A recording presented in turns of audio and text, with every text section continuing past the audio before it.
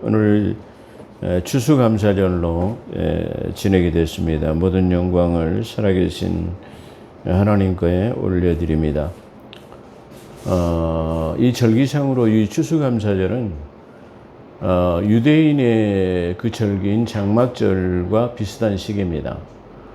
이 장막절은 모든 추수가 끝난 다음에 장막, 그런 안식을 취하는 그런 절기라고 볼 수 있는데요. 이 장막절은 7월 10일 대속제일이라고 하는 절기와 포함되어 있습니다. 유대인의 유대력으로는 7월 10일, 7월에 들어있는 이 장막절은 장막절을 지내고 난 다음에 대속제일을 함께 지내는 장막절을 7일간 지내고 난 다음에 이 대속제일, 대제사장이 모든 백성의 죄를 선포하는 선포일입니다. 그렇기 때문에 이 7월 10일로 들어있는 이 장막절기는 유대력으로는 하면은 7월에 해당되지만 우리가 지내고 있는 태양력의 절기로 하면은 11월 달쯤 이 추수감사절로 지내는 절기와 비슷합니다.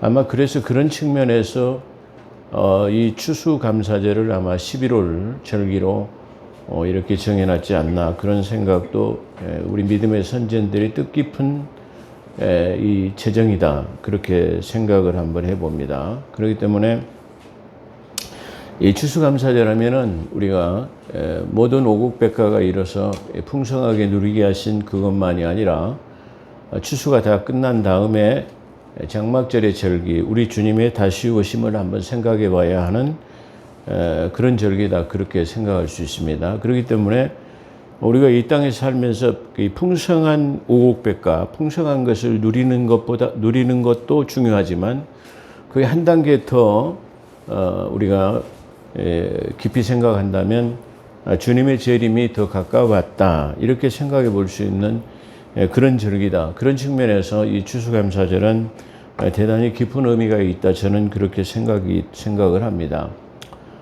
올해 특별히 그 추수감사절에 이 절기를 보면 제가 아마 지금까지 살아온 평생 중에서 이 들녘을 바라볼 때 올해처럼 아주 풍성한 아주 오곡백화 황금빛 그 들녘에 노랗게 물들어 버리는 그런 그 들녘을 처음 봤어요. 그렇게 아름다운 장관이고 또 수많은 그 들녘에 보면 추수하는 그 콤바인을 볼 때에 아주 거기서 그 나오는 그 벼들을 볼 때 아주 엄청난 수확량을 우리가 볼 때 아주 이 풍작 중에서도 아주 대풍이다. 저는 지금까지 이렇게 풍년이 들고 들녘에 가보면 그 나락 모래가 아주 묵신묵신 늘어져 가지고 노랗게 아주 끝없이 펼쳐지는 그 들녘을 봤을 때 아주 대단한 풍작이다, 풍년이다. 그렇게 생각이 됐고요. 또 한편으로는 감사하는 측면에 이렇게 풍성한 풍년이 이루어지는 것을 볼 때 또 한 가지 걱정이 앞서기도 했습니다. 왜 그러냐면 창세기에 보면 요셉은 그 7년이라는 그 대풍작을 통해 가지고 그 다음에 7년 흉년을 갖다가 예비했기 때문에 이렇게 어마어마한 풍년을 주신 하나님이 그 다음에 이면에는 혹시 마치 그 요셉이 지냈던 그 흉년, 환란이 도래하지 않을까 하는 그런 염려도 한번 생각해 보았습니다. 그런 측면에서 올해의 이 추수감사절은 더 특별한 의미가 있지 않나 그렇게 생각이 됩니다. 자, 오늘 은혜 받은 말씀은 데살로니가전서 5장 1절로 11절의 내용으로 재림의 때와 시기에 대해서 말씀드리겠습니다. 본문으로 들어가기 전에 이 앞전 설교에서 예고한 대로 그건 이렇습니다로 지난번에 감람산 올리브산에 대해서 말씀드렸는데요. 이 올리브산이라는 예루살렘 그 성전 앞에 있는 이 자그마한 이 산은 바로 주님의 모든 사역이 전부 이 올리브산과 아주 밀접한 관계가 있다. 지난번에 창세기에서 말씀드린 것처럼 노아의 방주 후에 모든 것이 멸절한 후에 그 감람새 이파리라고 하는 올리브 이파리가 맨 처음에 이 돋아났다라고 하는 것은 부활을 상징한다라는 그런 의미를 말씀드렸는데요. 이 올리브산 하면 우리가 항상 먼저 생각할 수 있는 것은 그 올리브유라는 기름. 예수님은 기름 부음 받으신 분이죠. 그래 왕들은 기름 부음을 받아야 되고 제사장들도 기름 부음을 받아야 되고 또 그다음에 선지자도 기름 부음을 받아야 되죠. 근데 전부 그들은 기름 부음은 실제적인 이 올리브유 기름을 갖다가 머리에다 붓는 그런 애식을 행해야만 된다라는 그런 뜻으로서 우리 주님께서도 기름 부음 받은 자라는 그런 용어를 우리가 메시아라는 그런 용어를 쓰고 있는 것도 바로 그런 측면이다. 그렇게 말씀드릴 수 있어요. 자, 그렇기 때문에 이 올리브산과 아주 밀접한 관계가 있다라고 말해요. 이 모든 것이 사역이 올리브산을 중심으로 이루어졌다는 것을 이 앞전 설교에서 말씀드렸습니다. 자, 오늘은 산에 대해서 올리브산에 대해서 말씀드렸다고 한다면 이제부터는 오늘은 그건 이렇습니다라는 순서에서 올리브 나무 그 다음에 올리브유에 대해서 올리브나무는 어떤 유용으로 나무를 표현하고 있는가 그 다음에 올리브유는 어떻게 사용되어 왔는가를 우리가 통해서 한번 생각해 보는 이거 어떻게 보면은 우리가 몰랐던 간과해 버리기 쉬운 감추인 것 같은 것이라고 그렇게 생각해도 좋습니다. 자, 계시록 6장 6절을 보게 되면 7 봉인을 띠게 됩니다. 봉인을 띠게 되는데 이 셋째 봉인을 뗄 때 이 하나님의 음성이 천사들에게 음성이 들렸습니다. 자, 올리브나무와 포도주는 해하지 말라 그랬습니다. 다 뭐든지 이 심판이 이루어지는데 어떻게 보면 성경의 요한계시록에 나오는 이한낫을 가지고 모든 것을 이렇게 다 거둬들이는 그때죠. 근데 여기서 그 거둬들이기 이전에 필요 없는 것들을 이게 멸절하는 그런 뉘앙스를 가지고 있습니다. 근데 여기서 보니까 그 셋째 봉인을 뗄 때 하나님의 음성이 큰 음성이 들려서 올리브나무와 포도나무는 해하지 말라 그렇게 말씀하셨습니다. 그렇다고 한다면 이 올리브나무와 포도나무는 무엇을 나타내는 것입니까? 라고 성경에 딱 꼬집어서 말하고 있지는 않지만 시편 128편에 그것을 딱 꼬집어서 정리하고 있습니다. 이 시편 128편에 보면 여호와를 경외하는 자의 아내를 포도나무로 그렇게 표현하고 있습니다. 그러니까 여호와를 경외하는 자의 아내가 포도나무로 표현하고 그 자녀를 올리브나무로 표현하고 있습니다. 시편 128편을 잘 읽어보시기 바랍니다.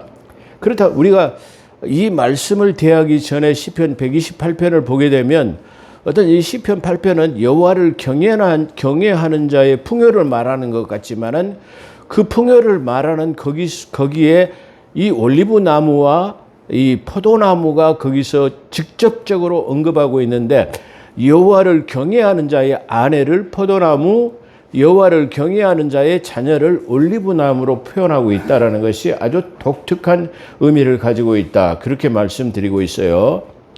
자, 이 말은 다른 말로 표현한다면 믿는 자의 아내를 포도나무로 그리고 믿는 자의 자녀를 올리브나무로 표현하고 있다는 것입니다. 즉 말하면 이들은 환난 때에 이게 요한계시록 6장 6절에 이 셋째 봉인을 뗄 때 모든 것을 멸절시킬 때 올리브나무와 포도나무는 멸절시키지 말아라. 이 말은 하나님을 경외하는 자를 갖다가 멸절하지 말아라. 다른 말로 더 쉽게 표현한다고 한다면 하나님의 믿는 자를 갖다가 해하지 말라. 그런 뜻으로 우리가 받아들일 수 있습니다. 또 요한복음 4장 22절에 보면 너희는 알지 못하는 것을 예비하고 우리 주님께서 직접 이 휴가생의 여인과 대화하는 내용 중에서 나오는 얘기죠.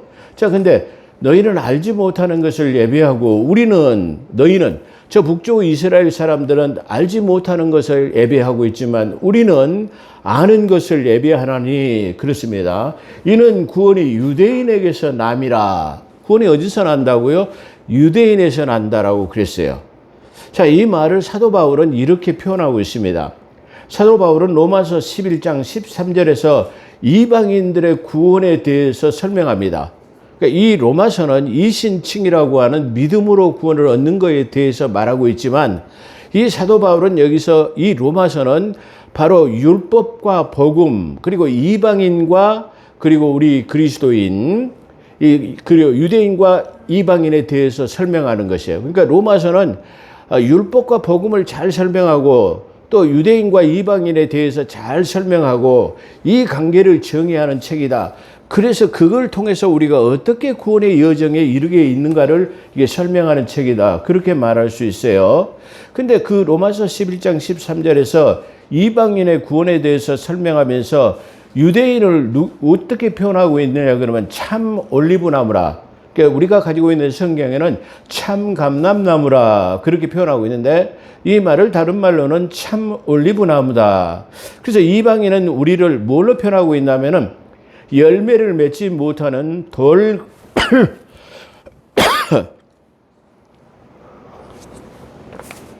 죄송합니다. 우리 이방인을 열매를 맺지 못하는 돌 감람나무인 돌 올리브나무로 표현하고 있습니다. 그래서 우리가 열매를 맺지 못하는 돌 감람나무라고 하는 돌 올리브나무였었는데 우리가 참 감람나무인 참 올리브나무인 그 유대인에게 접붙임이 되었기 때문에 우리가 구원을 얻게 되었다. 그렇게 지금 말하고 있습니다. 그래서 유대인을 참 올리브나무, 우리 이방인을 갖다가 열매를 맺지 못하는 돌 감람나무, 돌 올리브나무로 표현했는데 그들의 접붙임을 통해 가지고 우리가 열매를 맺는 참 감람나무, 참 올리브나무가 됐을 뿐만 아니라 그 죽어버리게 된 참 올리브나무에 우리가 접목되었기 때문에 그의 나무로부터의 진액을 공급받아서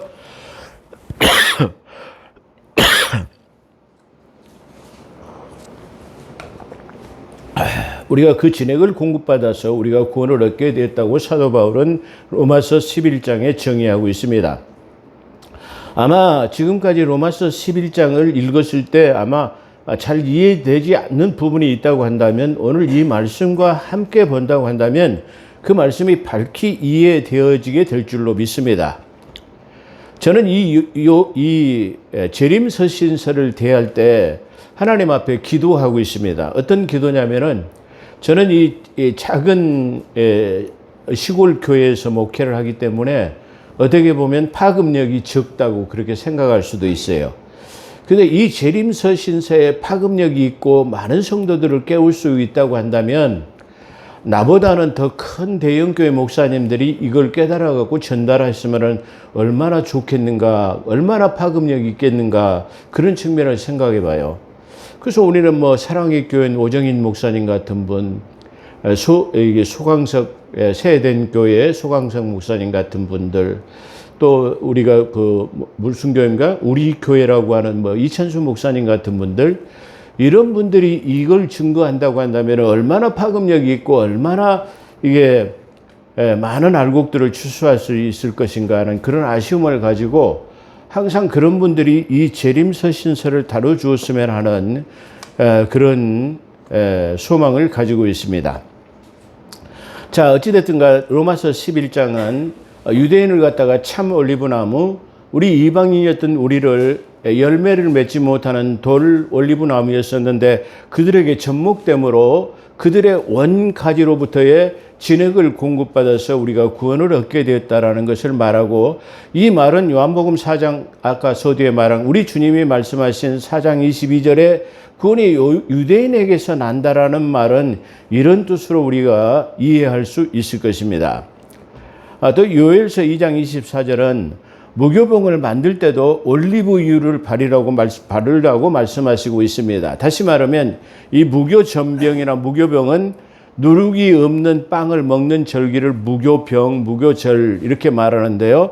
그 무교병을 만들 때도, 무교전병을 만들 때도 누룩은 넣지 말되 무엇은 넣으라고 말하고 있냐면은 기름은 넣으라고 해요. 올리브유를 섞어서 이걸 반죽을 해서 만들라고 그렇게 말하고 있습니다. 레위기서 2장 7절에도 보면 소제를 드릴 때, 소제는 다시 말하면 번제는 이 짐승으로 드리는데 소제는 곡식으로 드릴 때를 말하죠. 다시 말하면 이 밀가루를 반죽해 가지고 번철에다가 떡을 구워 가지고 그것을 하나님 앞에 드릴 때 그걸 갖다가 소제라고 하는데요. 이 소재를 들리는 이게 무교병에도 올리브유를 바르라고 그렇게 레위기서 2장 7절에 그렇게 그 기름을 발라서 만들라고 말하고 있습니다. 출애굽기 25장 6절에도 보면 성소에 향료를 만들 때 향료에 넣는 향료에 들어가서 이게 향을 뿌리죠. 이 제사장은 성소에 들어가서 하나님을 봉사를 할 때 향을 한 주먹 집어가지고 그 향로 안에다 그걸 태가지고 향을 피워요. 근데 이 향을 피우는 데는 뭐를 섞어서 피워야 되냐면은 기름을 만들어서 향을 만드는 그 기름으로 만들어서 향을 피우라. 그런 말을 하고 있어요. 이게 그 자세한 내막은 다른 때 또 설명을 드리도록 설명할 기회가 있다면 드리도록 하겠습니다. 이렇게 성소의 향을 만들 때도 이게 올리브유를 섞어서 만들라고 말하고 있습니다. 민수기서 4장 9절에 보면 성소를 이전할 때도 청색 보자기를 싸가지고 다시 말하면 그 성막을 옮길 때 다 싸가지고 옮기는데 여기서 반드시 그것을 거명하고 있는데 민수기서 4장 9절에는 기름 그릇을 덮어서 옮기라라고 다 그것을 빠뜨리지 말라고 명시하고 있다는 사실입니다.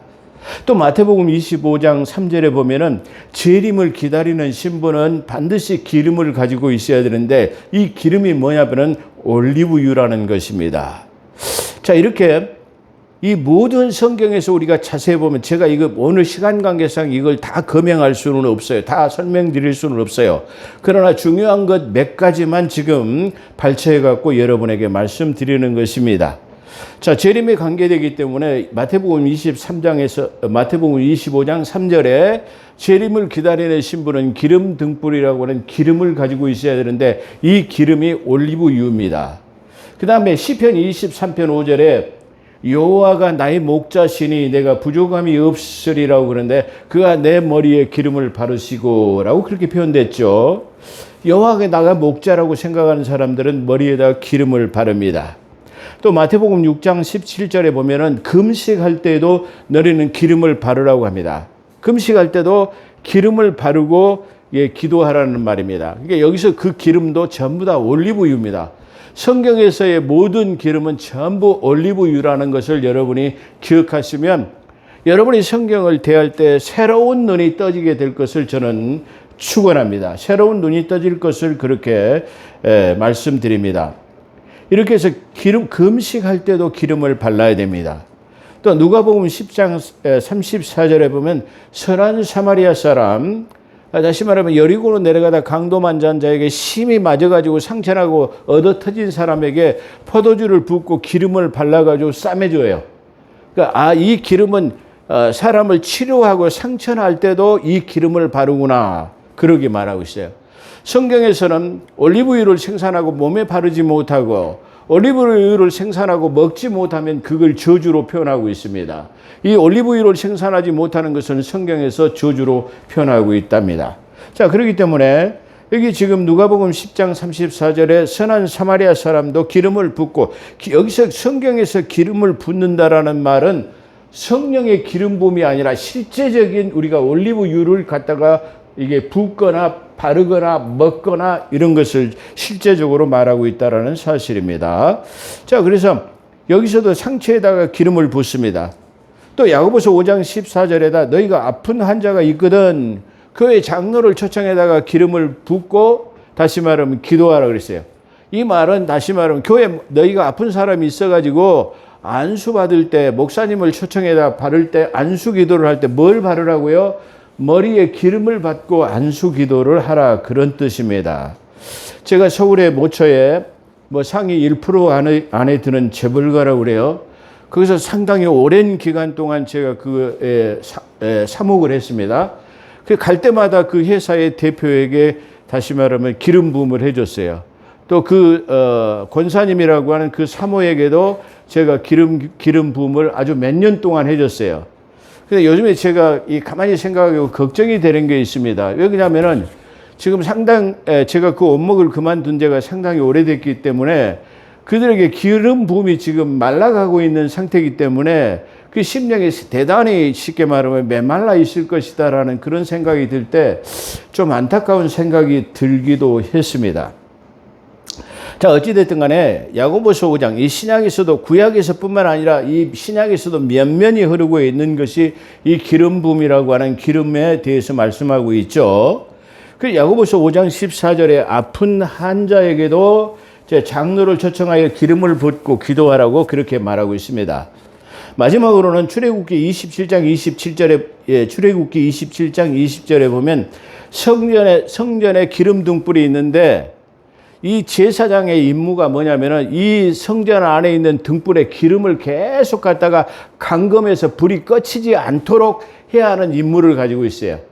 그러니까 오늘 제사장이 이걸 하지만 오늘날에 이걸 교회 목사가 이걸 만약에 한다고 한다면 교회 불은 항상 24시간 꺼지면 안 된다는, 교회 문이 잠겨 있으면 안 된다라는 것을 의미하기도 해요. 그래서 출애굽기 27장 20절에 보게 되면 성전 안에 있는 등불에 기름 등불이 꺼지면 안 되고 계속 기름을 공급해 가지고 기름을 부으라, 그렇게 지금 표현하고 있습니다. 자, 좀 전에 말씀드린 것처럼 왕이 되기 위해서는 기름을 발라야 됩니다. 그 다음에 제사장이 되기 위해서도 머리에 기름을 붓습니다. 기름불에다 기름을 가지고 와서 머리에 붓습니다. 선지자가 되기 위해서도 기름을 붓습니다. 이걸 갖다가 다른 말로 기름 부음이라고 합니다. 기름 부음이라는 말은 실제로 머리에다 기름을 바르는 것을 말합니다. 여러분들이 제 동영상 설교를 듣는다고 한다면 제 머리 스타일이 좀 독특한 것을 아실 겁니다. 저거는 20여 년 동안 제가 머리에다가 기름을 바르기 때문에 좀 다르다라는 복색을 여러분이 아마 눈치채셨을 것입니다. 그래서 이 기름 부음을 계속하고 있다라는 것입니다. 이렇게 이 기름 부음이라는 것은 먹는 것, 머리다 바르는 것, 상처에다가 이게 모든 것에다가 이 올리브유를 지금 다 지금 말하고 있다, 그런 말입니다. 저 요즘에 알만한 사람들은 다 알고 있을 것입니다. 유명 연예인들이 전부 다 한 가지 특색이 있는데요. 이 유명 연예인들이 하는 한 가지 특색은 뭐냐면은 다 그들이 건강 관리를 위해서 뭘 먹느냐면은 전부 아침에 일어나서 올리브유를 먹는다는 사실입니다. 올리브를 조그만 이 잔에다가 올리브유를 아침마다 다 마셔요. 거의 모든 유명한 연예인들은 다 올리브유를 먹고 있다는 사실입니다. 어떻게 보면은 우리가 이 성경을 대하고 가지고 있는 사람들이, 하나님의 말씀을 가장 잘 아는 사람들이 이 올리브유에 대해서 모르기 때문에 올리브유를 상처에 바르거나 올리브유를 몸에다 바르거나 올리브유를 먹는 것에 대해서는 전혀 무관심한 성경에서 오히려 믿지 않는 그 연예인들, 그 스타들이 더 많이 그것을 사용한다는 것에 대해서 저는 아주 놀랐습니다. 자, 어찌됐든 간에 제 이 동영상 설교를 듣는 여러분들, 그리고 우리 사랑하는 성도들도 올리브유에 대해서 깊은 관심과 올리브유를 사용하시게 되기를 주의 이름으로 축원합니다. 자, 본론입니다. 시기와 때에 대해서는 도둑이 슬며시 들어올 것이라고 말하죠. 자, 본론으로 재림서신서 결론 부분입니다. 5장은 마지막 부분이죠. 1절의 때와 시기에 대해서 말씀하십니다. 때와 시기에 대해서는 내가 이미 알고 있기 때문에 더 이상 말할 필요가 없다, 이렇게 설명하고 있어요. 아니, 그렇다고 한다면 제 이 동영상 설교를 듣는 사랑하는 성도 여러분, 교회에서 재림의 때와 시기를 들은 적이 있습니까? 만약에 못 들었다고 한다면 오늘 제 동영상 설교를 깊이 인식하게 되시기를 주의 이름으로 축원합니다. 자, 그런데 이게 알고 있기 때문에 더 이상 말할 필요가 없다라고 말합니다. 근데 이 때는 어느 때냐면 마태복음 24장 36절에 하나님만을 아시는 때가 있는데 그 때는 노아의 때같이, 그렇게 말하고 있어요. 그러니까 노아의 때는 이게 쉽게 말하면 사람들이 재림한다라고 이게 우리 주님께서 심판한다고 말하고 다 얘기를 했지만 듣지 않았어요. 그렇죠? 그랬는데 어느 날 갑자기 그렇게 예고하고 얘기했지만 듣지 않았어요. 그 어느 날 갑자기 홍수가 쏟아가지고 그것이 노아의 때같이 갑자기 일어나가지고 물이 불어버렸어요. 그래서 방주 안에 올라가지 못했다라고 성경은 증거합니다. 그 노아의 때같이, 때에 대해서는 노아의 때같이라고 말했는데 주님께서 마태복음 24장 36절에 주님께서 이미 말해놨어요. 그렇기 때문에 너희가 그걸 들었기 때문에 더 이상 말할 필요가 없다는 측면은 그런 뜻으로 지금 말하고 있다, 그렇게 말씀드릴 수 있어요. 자, 시기에 때는 노아의 때같이, 그리고 시기에 대해서는 밤의 도둑같이 그렇게 올 걸 말해요. 밤의 도둑같이 슬며시 온다라는 말이죠. 마태복음 24장 43절로 44절에 보면 도둑이 오는 시간만 지키면 됩니다 라고 그렇게 표현하고 있어요. 아니, 도둑이 예를 들어서 밤새내 잠을 안 잘 수는 없어요. 그런데 도둑이 어느 2시쯤 온다라는 것을 우리가 알면, 우리가 상식적으로 볼 때, 제가 실제 경험한 사실이에요. 도둑이 주로 어느 때 들어오겠어요? 사람의 가장 깊은 잠을 잘 때가 2시부터 3시쯤에 깊은 잠을 잔다고 그래요. 도둑들이 나무 집에 몰래 들어가서 도둑질을 하려면 몇 시에 가요? 2시쯤에서 3시쯤에 가장 깊은 잠을 들 때 그 집에 들어가서 도둑질을 해가는 거야. 그렇기 때문에 이 도둑이 오는 시간은 2시부터 3시까지 1시간만 우리가 깨어있으면 도둑이 살짝 들어올 때 기침을 하면 안 자니까 놀래갖고 도둑이 도망가버려요. 그런 것처럼 마치 그 시간만 지키면 되는데 밤새 깨워가지고 지킬 수는 없잖아요. 바로 그런 측면으로 지금 말하고 있다라는 뜻이에요. 그 주님께서는 너희가 그 오는 때를 하자. 인류의 역사상 예수 그리스도가 다시 말하면 초림 이후에 재림은 반드시 너희가 올리운 이 예수는 다시 너희가 올린 것을 본 것처럼 그대로 오시리라는 것을 말씀했기 때문에 반드시 오실 것이라는 건 알아요. 근데 언제 오실지를 몰라서 계속 우리가 쉽게 말하면 잠을 안 자고 기다릴 수는 없다. 그런 측면이에요. 자, 그때 준비하고 있으면 베드로전서 3장 10절에 보면 그날이 도둑같이 그럽니다. 그날에 하늘에는 그 도둑같이 임하는데 도둑같이 임하지 않아요. 왜 그러냐면 슬며시 오긴 하는데 그 슬며시 오는 날은 하늘에서 큰 소리가 나가지고 세상이 떠나갈 정도로 큰 소리를 울리고 있다라고 그렇게 말해요. 계시록 3장 3절에 보면 그러므로 내가 어떻게 받았으며 우리가 어떻게 받았습니까? 교회 안에서 우리가 신앙생활하면서 재림에 대해서 받은 사실이 있습니까? 재림에 대해서 시기와 때에 대해서 받은 사실이 있습니까? 그렇죠. 어떻게 받았으며 어떻게 들었는지 여러분이 어떻게 들었어? 제 동영상 설교뿐만 아니라 우리 교회에서 저는 수없는 많은 재림에 대한 정보를 여러분들에게 말씀드렸습니다. 그렇다고 한다면 우리 교회에 출석하신 분이라고 한다면 분명히 어떻게 받았고 어떻게 들었는지를 알고 있을 것입니다. 그렇기 때문에 계시록 3장 3절에서는 그러므로 너희가 어떻게 받았으며 어떻게 들었는지 생각하고 지켜 회개하라. 만일 지켜서 회개하라. 만일 일깨지 아니하면 깨닫고 회개하지 않으면 그런 뜻이죠. 내가 도둑같이 이르리라. 어느 때에 내가 이룰지를 알지 못함이라 그랬어요. 근데 우리는 그때를 안다라고 그랬어요. 근데 이것을 예비하고 듣고 이것을 깨닫지 못한 사람들은 그걸 알지 못한다라고 그렇게 표현하고 있다. 이런 말이에요. 여기서 내가 알지 못하는 사람들은 교회 안에 있는 성도를 말하고 있어요. 믿지 않는 자를 말하고 있지 않다라는 것에 아주 특별한 의미를 가지고 있다. 그렇게 말씀드릴 수 있어요. 자, 계시록 16장 15절에 보면 내가 도둑같이 오리니 누구든지 깨어 자기 옷을 지켜야 벌거벗고 다니지 아니하며 자기의 부끄러움을 보이지 않은 자는 복이 있도다. 자, 계시록 16장 15절에 주님이 오시는데 도둑같이 와요. 근데 뭐요? 자기 옷을 입지 않으면 도둑이 오면 도망가거나 아니면 큰 날, 예를 들어서 우리가 쉽게 표현한다면 목욕탕에 불이 났어요. 그러면 뭐요? 그냥 살기 위해서 알몸으로 도망가잖아요. 알몸으로 막 뛰어내리잖아요. 그렇죠? 그런 것처럼 만약에 주님이 오실 때 너희가 알몸으로 옷을 입지 않고 있다면은 너희가 도둑같이 임할 때 그 부끄러움을 어떻게 감당할 수 있겠느냐 그런 측면이에요. 자, 그렇다고 한다면 너희가 옷을 입지 않아가지고 부끄러움을 당한다. 그 옷이 뭐냐 그런 뜻이죠. 아주 자명하게 성경은 말하고 있어요. 로마서 13장 14절에 보면 예수 그리스도로 옷 입고 라고 말해요. 할렐루야. 그렇다고 한다면 우리가 만약에 예수 그리스도로 옷을 입었다고 한다면 우리 주님이 도둑같이 임할 때 우리는 뭐요? 부끄러움을 당하지 않는다라는 그런 뜻이에요. 할렐루야. 지금 그렇게 자명하게 말하고 있다. 자, 그래서 너희가 이 계시록에서 말하는 16장 15절에 보면은 너희가 누구든지 깨어서 자기 옷을 지켜갖고 벌거벗고 다니지 않으라 그러면 자기 옷을 이게 라우디아 교회의 요한계시록의 라우디아 교회 사람들도 그러죠. 너희가 쉽게 말하면 부유하게 옷을 잘 입는 사람 같지만은 너희가 뭐요? 벌거벗어 가지고 지금 이게 아무것도 입지 않는 사람 같다. 그러니까 너희가 그래서 눈에 안약을 사가지고 넣어가지고 밝히 봐가지고 너희가 옷을 입으라 그렇게 라오디아 교회에 권면하고 있죠.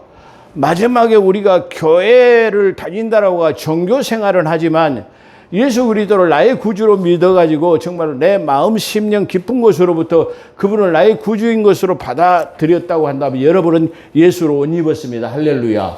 우리 주님 오실 때에 부끄러움을 당하지 않을 것이라고 성경은 증거하고 있습니다. 자, 옷에 대해서 분명히 말씀드렸습니다. 누가복음 21장 34절 35절에 보면 너희는 스스로 조심하라. 그렇지 않으면 방탕함과 술 취함과 세상의 염려로 마음이 둔해져 뜻밖의 그날이 덫과 같이 너희에게 임하리라. 자, 무슨 말이에요? 우리가 스스로 조심하지 아니고 주님의 오심에 대해서 우리가 경각심을 가지고 다시 오실 때 주님이 뭐라 하실까라는 것을 우리가 생각하고 산다면 우리가 지금 살아가는 이 삶이 우리가 허투루마투루 살지 아니하고 정숙하고 정결하고 하나님에게 덕을 세우는 삶을 살 수 있다. 그런 말이야. 그래서 술 취하고 방탕한 사람은 믿지 않는 사람들이 하는 것이다. 지금 그걸 말하죠. 그래서 너희가 이게 술 취함과 세상의 염려 때문에 마음이 둔해졌어. 세상 것 때문에 이게 가파른 영성이라고 하는 그 우리 주님을 향한 영성이 지금 깨어있지 못하고 영이 무디어 있어. 그래가지고 다시 오심을 우리가 생각하지 않는 삶을 말하고 있어요. 그래서 너희가 술 취함과 방탕함과 세상의 염려로 마음이 둔해지고 뜻밖의 그날의 덫과 같이 임하게 되는데, 그렇죠. 이날 데이 재림이죠. 이날은 온 지구상에 거하는 모든 사람에게 임하리라. 그렇게 말해요. 자, 이 말은 재림 때 세상 일에 심취돼 가지고 재림의 일을 잊어버리는 우리 한국 교회와 같은 지금 상황을 말해요. 너무나 많은 사람들이 재림에 대해서는 관계가 없이 건물 짓는 것에 대해만 아주 초미의 관심을 가지고 있어요. 건물이 얼마만큼 높이 짓느냐, 얼마만큼 멋있게 짓느냐, 얼마만큼 주차장을 확보해가지고 얼마만큼 성도들을 많이 모으냐, 거기에만 더 관심이 있는 것을 말한다고 볼 수 있어요. 그래. 여기서 그들은 안 믿는 사람입니까? 아닙니다. 믿는 사람들이에요. 그들이 평안하다 안전하다 할 그때에 임신한 여자가 해산의 고통에 이른같이 멸망이 갑자기 그들에게 이르느니 결코 피하지 못하리라. 그러셔요. 자, 이 날을 뭘로 비유를 했죠? 임산부에 대해서 비유를. 자, 임산부. 부인이 임산부가 배가 불러와요. 배가 불러온다라는 말은 언젠가는 이 아이가 이게 잉태될 것이라는 것을 알고 있어요. 근데 어느 날 쉽게 말하면 경수가 터져가지고 이 아이가 나올 줄은 몰라. 배가 이만큼, 산만큼 불러요. 근데 중요한 건 뭐죠? 이 뱃속에 있는 아이가 낳긴 낳는다는 이 말이에요. 나오긴 나온다라는 말이야. 근데 어느 날 나올지는 그건 몰라요. 그 말은 다른 말로 우리가 비유를 한다면 재림은 되긴 되는데 언제 될지는 모른다. 그런 뜻이에요. 그렇기 때문에 배가 점점점 불러오면 주님이 오긴 와요. 마지막 때가 가까우긴 와요. 그런데 어느 때에 이 임산한 아내가 아이를 잉태하지 못하는 날짜를 알지 못하는 것처럼 오기는 오고 배가 불러가지고 지금 가까이 오기는 왔어. 근데 어느 날 될지는 몰라. 그걸 지금 임산부에 비유하고 있다는 사실입니다. 그러나 지금은 평안하고 안전하고 아주 모든 것이 잘 돼갑니다. 너무나 풍요롭습니다. 교회는 쓸 돈이 너무 많아가지고 쉽게 말하면 어떻게 처리해야 될지를 모르는 교회 재정부가 있어가지고 돈을 관리하는 재산관리부가 있는 그런 상황입니다. 근데 교회에 돈이 얼마나 많았으면 그렇게 할까요? 거기에는 우리는 관심이 없어야 돼. 뭐에 관심이 있어도 천하를 얻고도 내 영혼이 만약에 지옥 가면 무슨 소용이 있겠습니까? 교회 건물이 아무리 높아가면 무슨 소용이 있겠습니까? 아파트 평수가 높아가면 무슨 소용이 있겠습니까? 우리 주님 오셔가지고 영접하지 못한다면 그 아파트는 필요 없는 거예요. 몇십 평짜리, 몇 억짜리, 몇십억짜리, 몇백억짜리, 팰리스가 몇백억짜리 아파트도 있다고 그래요. 우리나라 제가 잠깐 누구한테 들었는데 영화배우 장동건이하고 고소영인가 하는 사람은 240몇 억짜리 팰리스 아파트 산다고 그래요. 주님 오시면 240억짜리가 무슨 소용이 있겠습니까? 건물이 아마 몇십 층, 몇백 층이 있어갖고 몇천만, 몇만 명이 모이는 교회가 평수가 몇천 평이 돼가지고 몇만 평이 되면 무슨 소용이 있겠습니까? 주님이 오셔가지고 만약에 우리가 영접하지 못한다면 그건 아무 소용이 없다라는 것을 결단코 피하지 못할 것이라는 것을 말하고 있어요. 마태복음 24장 39절에 보면 홍수가 나서 그들을 다 멸하기까지 깨닫지 못하였으니 홍수가 나가지고 멸할 때까지 다 깨닫지 못했어요. 근데 점점점 불어가지고 이제 다 잠기게 되고 되니까 이제 산으로 도망가고 어디로 도망가고 다 도망갔지만 이미 산까지 다 차버리고 배는 저 위에 떠 있어가지고 이제 이게 어떻게 해요? 할 수가 없었죠. 그런 것처럼 인자의 임함도 이와 같으리라. 형제들아, 우리 믿음 안에 있는 사람들에게 그들이 아닌 형제들아, 너희는 어둠에 있지 아니하며 그날이 도둑같이 너희에게 임하지 못하리라. 아니, 도둑같이 임한다고 했는데 너희에게는 도둑같이 임하지 못한다고 그랬어요. 이게 좀 독특하잖아요. 도둑은 올 때 살며시 오는데 우리한테는 살며시 오지 않는다, 이런 말이에요. 뭔가 지금 우리가 깨달음이 있어야 될 줄로 믿습니다. 형제들아, 너희는 어둠에 있지 아니하며 그날이 도둑같이 너희에게 임하지 못하리니. 밤에 도둑같이 온다고 했는데 너희에게는 그렇게 하지 못한다. 그 이유는 너희는 빛의 아들이요 낮의 아들이니 우리가 밤이나 어둠에 속하지 아니하나니. 그래요. 중요한 말이죠. 밤에 오기는 오는데 우리는 밤의 사람이 아니에요. 낮의 사람이에요. 어둠의 사람이 아니에요. 빛의 자녀예요. 그럴 때 밤에 잠은 자도 우리에게 뭐가 있어요? 빛이라는 것이 있어요. 빛은 뭐예요? 우리 주님을 요한복음에서 주님은 나는 세상의 빛이라 그랬어요. 이 말은 다시 말하면 예수 그리스도 안에 옷 입는 자는 빛의 갑옷을 입은 자예요. 그렇기 때문에 밤에 잠을 자도 우리는 뭐예요? 빛의 광채가 우리에게 난다라는 의미예요. 그것을 쉽게 말하면 전도서에서는 우리의 영혼의 등불이 밝혀져 있다라고 그렇게, 할렐루야. 그렇기 때문에 우리에게 밤에 와도 우리는 뭐예요? 등불이 켜져 있기 때문에 데려감을 당할 수 있다라는 그런 의미예요. 여기에 귀중한 의미가 이게 들어있어요. 이 말은 다른 말로 말한다면 하나님의 말씀이 빛이에요. 내 발의 등이요 빛이라고 해요. 말씀으로 무장하라는 뜻이에요. 여러분이 하나님의 말씀을 가진 자를 요한복음 10장 10절에서 신명기에서 하나님의 말씀을 가진 자를 신이라 했는지를 알지 못하느냐, 그렇게 말해요. 그래서 시편에서는 하나님 여호와의 말씀이 내 발의 등이요 빛이라 해요. 뭐가 빛이에요? 하나님의 말씀이 빛이요 등이라고 말해요. 그렇다고 한다면 내 자신이 빛이고 내 자신이 이 쉽게 말하면 등불이 불이기 때문에 어둠에 있다 하더라도 우리가 분간이 된다라는 그런 의미예요. 우리가 이 말을 잘 이해하지 못하면, 성경을 갖다가 통전으로 이해하지 못하면 성경을 풀지 못해요. 그런 의미를 가지고 있다, 그런 말이에요. 그래서 너희는 빛의 아들이요 낮의 아들이니 우리가 밤에 어둠에 속하지 않았어요. 그래서 우리가 밤에 잠을 자지만은 분명히 뭔가 어둠의 자녀하고 우리하고는 분간이 된다라는 그런 의미를 가지고 있다, 그렇게 말씀드릴 수 있어요. 자, 로마서 13장 12절에 밤이 깊고 낮이 가까웠으니 그러므로 우리가 어둠의 일을 벗어버리고 무엇을 입자? 빛의 갑옷을 입자. 빛이 뭐예요? 아까 말했잖아. 내 하나님의 여호와의 말씀 내 발의 빛이요 등이요 등불이라 그렇게 말했잖아. 무엇이 빛이에요?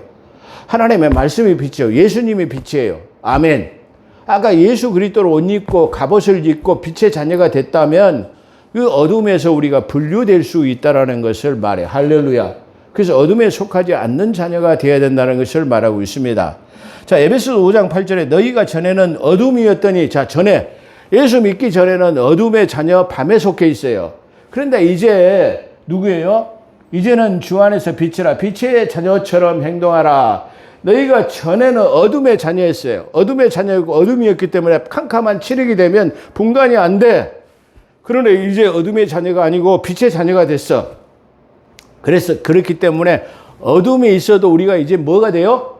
구별이 된다라는 말이에요. 할렐루야. 그래서 여러분들이 우리 주님 오시기에 구별된 삶이 되어야 돼요. 얼마나 우리의 영혼의 등불이 밝아져 있는가라고 한다고 한다면 기름 등불 준비해가지고 우리의 하나님의 말씀으로 무장돼가지고 그분의 도래를 기다리는 자라야만 된다라는 것을 암시하고 있습니다. 어떻게 보면 암시하고 있다라는 말이 아니라 적절치 않아요.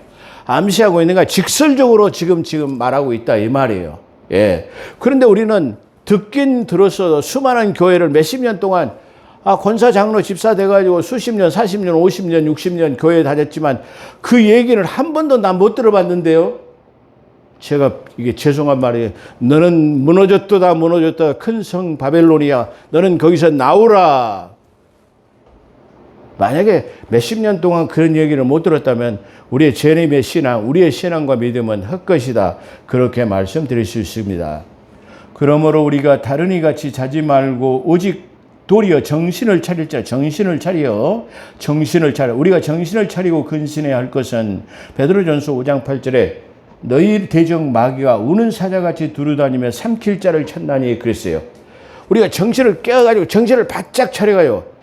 군대 가면 얼차례라는 거 있죠. 얼차례라는 거 뭐냐면은 정신을 차리라는 말이야. 그리고 쉽게 말하면 정신이 흐리뭉텅하고 딴 데다 신경 쓰니까 딴 데다 신경 쓰지 못하도록 이게 빠따를 때리거나 막 기합을 주거나 해가지고 이게 딴 데 신경을 못 쓰도록 한다라는 말이야.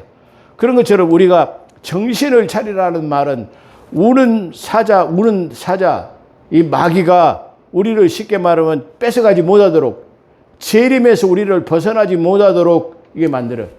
이 마지막 신앙이 뭐예요? 재림이에요, 재림. 제가 수없이 말씀을 드렸지만은 우리의 신앙이 완성이 되려면 우리 주님의 도래가 되지 않고는 영생에 이를 수 없다라는 것을 말하는 것이 이 재림 서신서라 그렇게 말씀드릴 수 있어요. 그렇다고 말씀드린다고 한다면 이 재림 서신서라고 하는 데살로니가 전후서는 뭐죠? 우리의 신앙의 믿음의 꽃이에요, 꽃. 정말로 모든 이 꽃 중에 꽃이 뭐죠? 예, 꽃 중에 꽃이 뭐예요? 주님이잖아요. 예, 샤론의 꽃이잖아요. 그런 것처럼 우리 믿음의 꽃이 뭐예요? 재림이에요. 그렇다면 우리의 이 신앙을 갖다가 재림에다 맞춰야 될 줄로 믿습니다. 결론입니다. 사랑하는 성도 여러분, 우리는 이 기름 부음이라고 하는 기름은 항상 기름 등불을 생각하게 하는 것이고 그것을 몸에 바르고 먹고 마시고 상처를 이게 싸매고 이런 것에 대해서 우리가 깊은 관심을 가져서 그렇잖아요. 항상 기름 등불이 우리 앞에 준비되어 있다고 한다면 뭐죠? 주님의 도래를 항상 생각하고 산다라는 그런 의미를 가지고 있어요. 그렇기 때문에 올리브산, 올리브나무, 올리브유 모든 것이 이 성경의 기름에 대해서 수없이 말하고 있어요. 자, 이 사르밧 가브에도 기름 등불 준비하라고 그래요. 기름 전부 다 거기다 뭘로 채워요? 기름으로 채워주잖아요. 그래서 기름 부음이라고 하는 것은 우리 성경에서 대단히 중요한 의미를 가지고 있다. 그렇게 말씀드릴 수 있습니다. 이 기름은 재림과의 깊은 연관 관계를 가지고 있다는 것을 말씀드리고 있습니다. 기도하겠습니다. 거룩하시고 자비로우신 하나님, 오늘 하나님 추수감사절을 통해서 이 추수감사절은 장막절과 깊은 연관 관계가 있으며 또 재림은 하나님 올리브유라는 올리브나무와 올리브산과의 깊은 연관 관계를 가지고 있다고 합니다. 우리가 여호와가 나의 목자임을 믿는 자들은 그리고 다시 오심을 믿는 자들은 머리에 기름을 바르라고 말씀하셨습니다. 하나님 상처가 있거든 아픈 곳이 있거든 하나님 기름 부음을 받으라고 말씀하신 것처럼 늘 우리가 기름에 대해서 감사하며 또 다시 오심을 우리가 기억하는 그런 복된 삶이 되게 도와주시옵기를 간절히 바라곤 합니다. 오늘도 함께 하신 것 감사하며 우리 구주 예수 그리스도 이름으로 감사기도 드리옵나이다. 아멘.